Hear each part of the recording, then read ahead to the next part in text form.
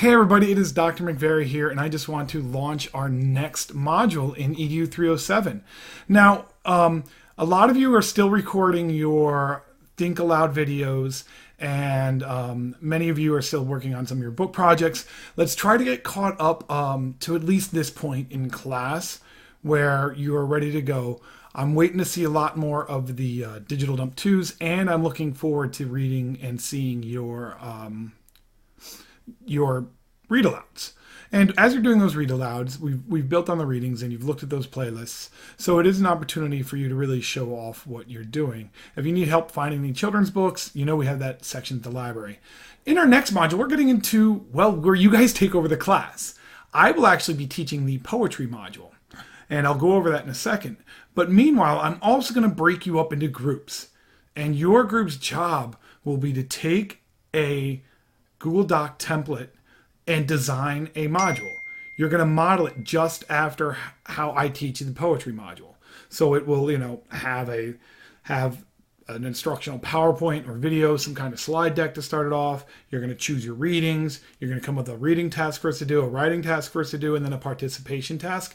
And then finally, you're going to develop the criteria and expertise that is that you will use to judge your fellow students. It's a really fun time in class, and you get to show off your creativity as a teacher. But here's how it works. I will teach the poetry module. In essence, I'm modeling how to make the module, how to teach the module, and while you're doing that, your group is responsible for building the module. And then you get 2 weeks to finish that module. So it's a good also catch-up opportunity because we'll do poetry this week and build a module next week. And after that, each group member, you teach the module. You don't actually complete your module, but you'll be, posting the questions, doing the daily challenges, having fun that week doing, and then reading feedback. And then finally assessing the students using the criteria and feedback you include in your modules. And I haven't been doing criterion feedback yet in the first 4 modules, as I was just trying to get us situated and focusing in on the quality of our writing as a writing intensive class.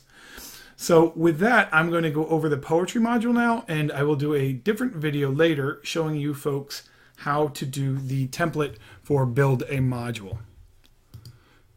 So in the poetry module, and I will be doing a lot of live podcasting, broadcasting, it's poetry. So I like this kind of stuff. Here's the slide deck video that you can watch. So you guys will be doing a slide deck and recording it as well as a group. Then I have 2 readings for you, and then your tasks. Complete the readings, annotate one of them, writing, using details, explain how someone could use poetry to build imagination. Then you have some completion activities where you're going to do the this following activity here. Oh, and I have to make a copy. And, here's a lesson plan, and we're going to go, and you're going to complete this lesson plan as your performance task. And that's, because this is a model of what you guys would be doing when you design a module for the rest of the students. So that's the poetry module in a nutshell.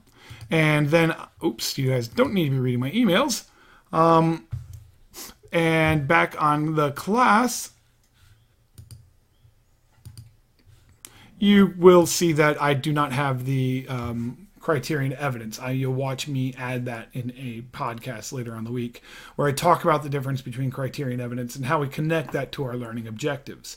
So that's it for this update in EDU 307. I will talk to you soon, and I'm really looking forward to catching up on all your blog posts that I missed when I was at Indie Web Camp. So keep writing, and we'll talk soon. Bye.